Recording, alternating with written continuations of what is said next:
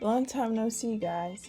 The last time I posted was in September of last year, so a lot of things have happened between that time of then and now, which means a lot of lessons have been learned, a lot of wisdom has been gained, and my biggest lesson has been self-awareness. But there's so many steps that you go through before you become fully self-aware, and to be honest, I'm not there yet, but I feel like I've learned a lot of things that I would like to share and speak on. So, I would like to ask you guys a question. What is the concept of spending time with yourself like for you guys? So, yeah.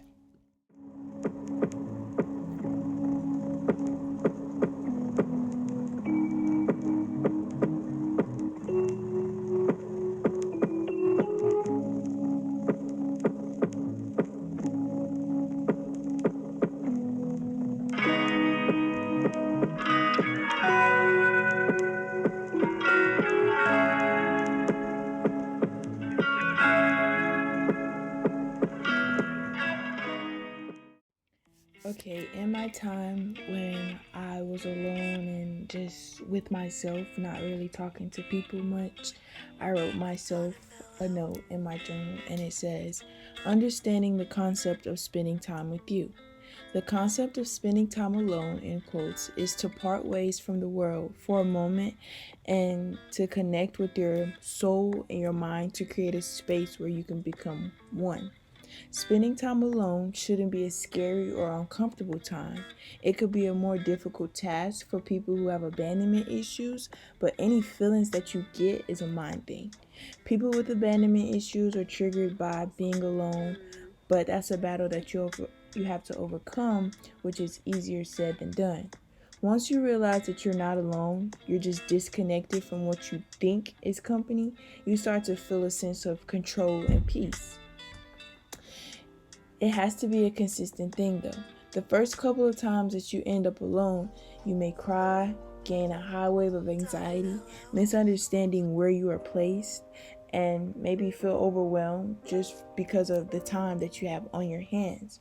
But once you overcome all those feelings, you realize those feelings are just there due to the fact that when you are alone, you're forced to focus on everything within the quiet space rather than when you're talking on the phone, watching TV for hours, or hanging out with friends. You may be distracted.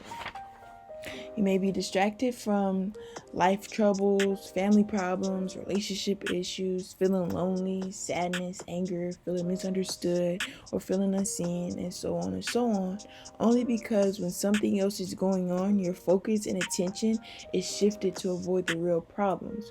When you are alone, or in a quiet state of life, all the things that you may have been avoiding will come to you all at once because being alone sounds uncomfortable, but it's important and a time to comfort your feelings of being uncomfortable. How you gonna win when you ain't right within? It's a Lauryn Hill lyric.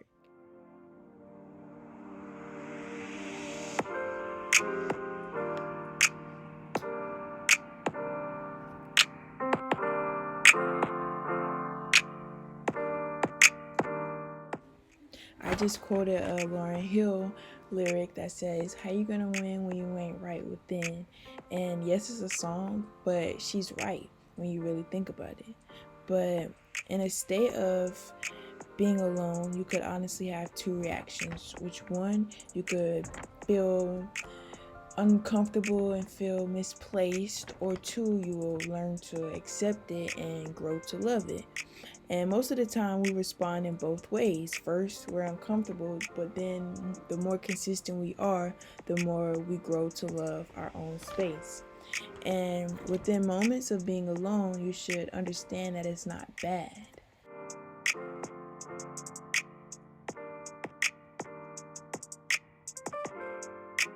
Let's start with a shift in your perspective.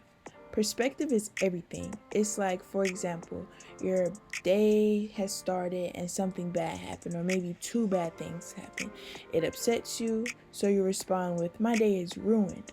Or you could say, okay, my day is not off to a great start, but that's only one part of my day. So let's focus on how to make my day better or ways to improve my day.